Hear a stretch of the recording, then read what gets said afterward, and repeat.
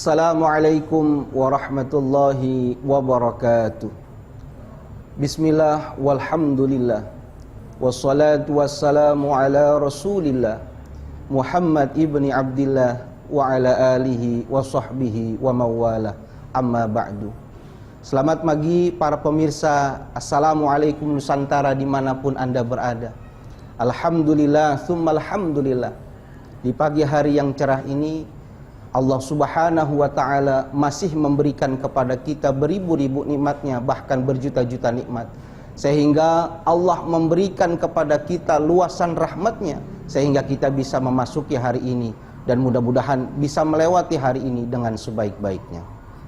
Para pemirsa yang dimuliakan Allah subhanahu wa ta'ala, seandainya saya memberikan kepada para pemirsa semua, termasuk ke para kru, sebuah kertas dan sebuah ballpoint untuk menjawab satu pertanyaan yang akan saya sampaikan, maka saya yakin sebelum ibu menjawab, saya yakin maka jawabannya pasti sama sekalipun redaksinya berbeda.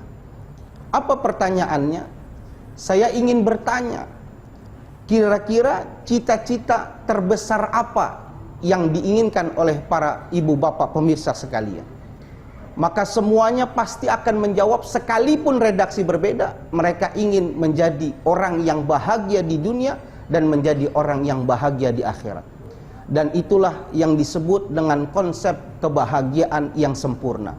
Sehingga di dalam Al-Quran Allah subhanahu wa ta'ala mengatakan, wa minhum may yaqulu rabbana atina fid dunya hasanah wa fil akhirati hasanah wa qina azabannar.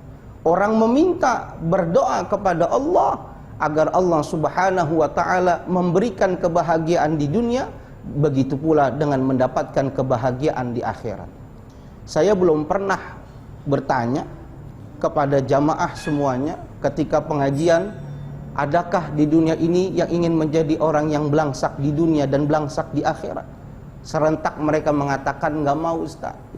Bahkan orang yang di dunianya saja sudah diuji dengan kemiskinan, dengan berbagai macam musibah, ketika mau bangun di malam hari, dia berdoa kepada Allah subhanahu wa ta'ala, maka di dalam doanya dia mengatakan, ya Rabb, tidak apa-apa di dunia ini kau berikan aku dengan berbagai macam ujian dan cobaan, tapi ku berharap ya Rabb, dengan menerimanya aku dengan ujian ini, mudah-mudahan dijadikan pahala agar aku bisa mendapatkan kebahagiaan nanti di negeri akhirat.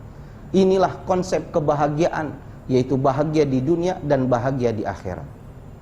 Namun pemirsa yang dimuliakan Allah, yang menjadi tolak ukur kita, barometer kita, orang itu dikatakan menjadi orang yang bahagia di dunia dan di akhirat, itu apa barometernya? Seperti orang dikatakan, oh orang itu adalah orang kaya, maka barometernya apa? Secara urfiah, secara kemasyarakatan, orang dikatakan orang kaya raya apabila uangnya banyak, mobilnya lebih dari satu, rumahnya tingkat, harta bendanya luar biasa banyak, orang bisa dikatakan itu orang kaya. Tapi apakah orang kaya itu sudah dikatakan orang yang bahagia di dunia dan di akhirat? Belum tentu. Karena apa? Nyata-nyatanya berapa banyak kita lihat orang-orang yang bunuh diri, loncat daripada gedung dengan mobil mewahnya, itu ternyata adalah orang-orang yang kaya raya. Oleh karena itu, apa barometernya orang itu dikatakan orang yang bahagia di dunia dan bahagia di akhirat? Maka perlu kita melihat satu pendapat yang disampaikan oleh Imam Ibnu Hajar Al-Asqalani di dalam kitabnya, yang beliau menukil satu ungkapan ulama yang bernama Syekh Buzur Jamhar. Apa yang Syekh Buzur Jamhar katakan? Beliau mengatakan, sittu khisalin ta'dilu jami'ad dunya. Ada 6 hal yang apabila 6 hal itu dimiliki seseorang di dunia, akan memberikan efek kebahagiaan di akhirat.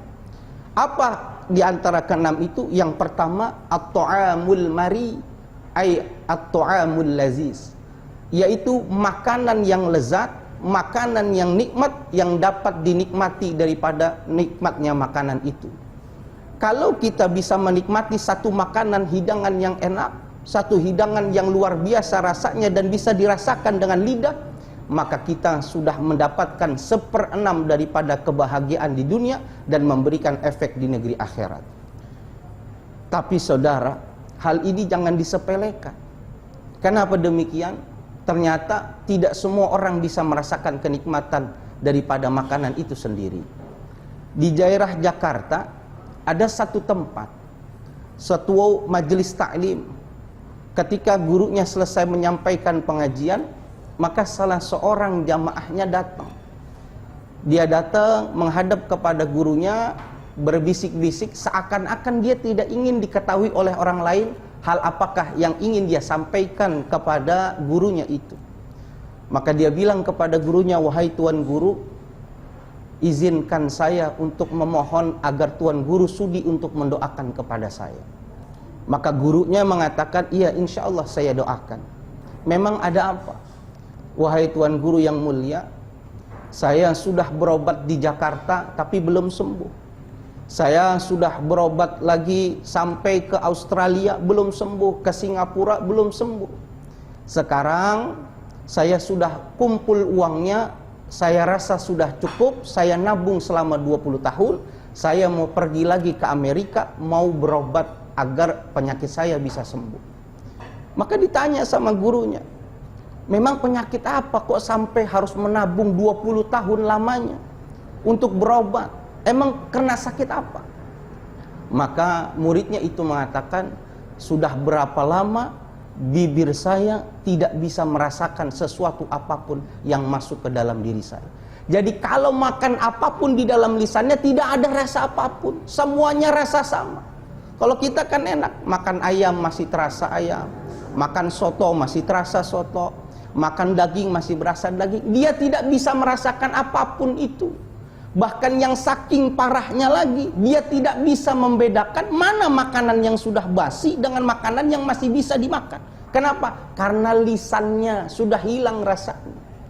Ini konsep. Oleh karena itu kita patut bersyukur. Karena dengan tidak bersyukur, orang yang hakikatnya hartanya banyak, uangnya banyak, berlimpah, tapi kalau kenikmatan lisannya sudah diambil oleh Allah Subhanahu wa ta'ala, maka di mana letak kenikmatan daripada harta itu? Dia tidak bisa merasakan kenikmatan harta itu karena sudah diambil kenikmatannya oleh Allah Subhanahu wa ta'ala. Maka bersyukur kepada Allah kalau seandainya Allah masih memberikan kenikmatan di lisan kita sehingga bisa merasakan dari apa makanan yang bisa kita makan.